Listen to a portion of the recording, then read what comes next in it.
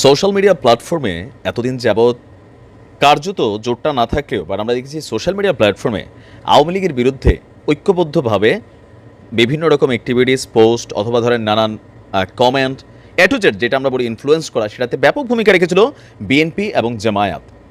But right now নির্বাচনকে কেন্দ্র করে এতদিন অভ্যন্তরীণ যেই আপনার ফাটলটা ছিল এটা এবার প্রকাশ্যে এসেছে। কারণ এতদিন ওই দুইটা জোট একটা মেইন কাজ করছে কোনটা, যে আওয়ামী লীগকে হটাইতে হবে। এখন আওয়ামী লীগকে হটানোর পরে যেহেতু এখন এই দুইটা টিমই মাঠে মূল শক্তিশালী টিম হিসেবে আমরা দেখছি, তো সেখান থেকে নির্বাচনকে ইস্যু করে অলরেডি বিএনপি তাদের অবস্থান প্রকাশ করেছে এবং ফাইনালি জামায়াতের যিনি আমির আছেন, সেক্রেটারি আছেন, তারা কিন্তু বিএনপি ইস্যুতে নিজেদের স্পষ্ট অবস্থান আজকে প্রকাশ করলো। দর্শক, আমরা দেখছি যে নির্বাচনকে কেন্দ্র করে প্রধান বিরোধী দল হিসাবে হয়তো জামাত ক্ষমতা যেতে পারে, আবার প্রধান দল হিসাবেও ক্ষমতা যাইতে পারে, নাকি কি মনে করেন? তবে পরিসংখ্যান কিন্তু অন্য কিছু বলে। 1996 সালে জামাত কিন্তু এককভাবে নির্বাচন করেছিল। ওই সময় তারা আসন পেয়েছিল 3টি, বিএনপি পাইছিল সম্ভবত আপনার 100 কতটা, আওয়ামী লীগ তখন আপনার মানে কি বলা হয় যে বিজিত হয়েছিল। তো এখন আইসা প্রায় কত বছর, আপনার 28 বছর পর জামাত কি আসলে একক নেতৃত্ব নিয়ে ক্ষমতায় যেতে পারবে? জামাত ভাবছে তারা পারবে।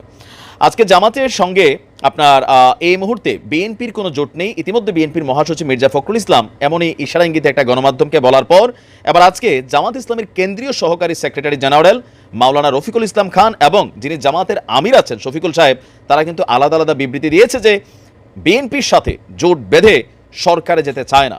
এমনকি তারা বলছেন যে ডক্টর ইউনূসের যে সরকারটা এই মুহূর্তে আছেন তাদেরকে 5 বছর সময় দেওয়া হোক প্রয়োজনে। জামাত চাচ্ছে ইউনূস সাহেবের সরকারকে আনলিমিটেড সময় দিতে, কিন্তু বিএনপি বলছে আনলিমিটেড সময় দেওয়া যাবে না, যত দ্রুত সম্ভব নির্বাচনের রোডম্যাপ দেন। এটা নিয়েও একটা পাল্টাপাল্টি অবস্থান। পাশাপাশি 5 তারিখের পরে সারা বাংলাদেশে যা ঘটেছে এগুলো কিন্তু জামাতের আমির একটা বক্তব্য দিয়েছেন যে আপনারা দেখেছেন একটি দল ওই 2 দিনে কি দেখিয়েছে, তারা তাদের জনসমর্থন হারিয়েছে, সুতরাং ওই দলটির সাথে এই মুহূর্তে একজোট হয়ে আপনার কোনো রকম রাজনৈতিক অ্যাক্টিভিটিস চালানোর ইচ্ছা জামাতের নেই। এমনকি তার সামনে উপস্থিত থাকা নেতাকর্মীরা এটাতে সায় দিয়েছিলেন। এরপরে আমরা দেখলাম সেক্রেটারি জেনারেল আছেন, তিনি আপনারা বলছেন বিএনপির সাথে জামায়াতের কোনো দলীয় জোট নেই আর সামনেও করার ইচ্ছা নেই। তবে বলছেন বিএনপির সঙ্গে ভ্রাতৃত্ববোধ বজায় আছে, এটা থাকবে, তাদের সাথে যোগাযোগ আছে, এটা দল রক্ষা করে চলবে। তাদের সঙ্গে আমাদের মাঝে মাঝে বসা হয়, দেশের সামগ্রিক পরিস্থিতি নিয়ে আলোচনা হয়, কিন্তু তাদের সাথে যে জোটগত একটা ইস্যু ছিল সেটা সরে যাচ্ছে। তো এখান থেকে যারা বিশ্লেষকরা আছেন তা আমরা দেখছি যে তারা ভাবছেন যে বিএনপি এবং জামাতে হতে যাচ্ছে আগামী দিনের যে নির্বাচনটা হবে 5 বছর পরে হোক 3 বছর পরে হোক, সেখানে প্রধান ক্ষমতাসীন দল বনাম সংসদের বিরোধী দল। এখন মূল সমস্যা হচ্ছে কোনটা, ধরেন এই দুইটা দল যদি আলাদা হয়ে নির্বাচন করে, এখন আওয়ামী লীগও গণতান্ত্রিক রাষ্ট্র হিসাবে, ডেমোক্রেসি হিসাবে তারাও কিন্তু নির্বাচনে আসার সুযোগ আছে, ভোট পাবে না পাবে সেটা হচ্ছে পরে। কিন্তু আওয়ামী লীগ যদি ফাইনালি নির্বাচনে আসে তখন তো জামাত এবং বিএনপির মধ্যে জোট বাঁধাটা হয়ে যাবে ফরজ। এখানে টেকনিক্যালি তো একটা ইস্যু আছে। আওয়ামী লীগ যদি না আসে, বিএনপি এবং জামাতের মধ্যে ভোট হলে আমি প্রেডিকশন বলছি বিএনপি ক্ষমতায় যাবে, জামাত ভালো একটা আসন পেলেও পেতে পারে। কিন্তু এককভাবে জামাত ক্ষমতায় যাবে এটা আসলে বিশ্লেষকরা ভাবছেন না, যে বাংলাদেশে আসলে ইসলামিক ধারার যে রাজনীতি এটা বাংলাদেশের জনগণ ওইভাবে নেয় না।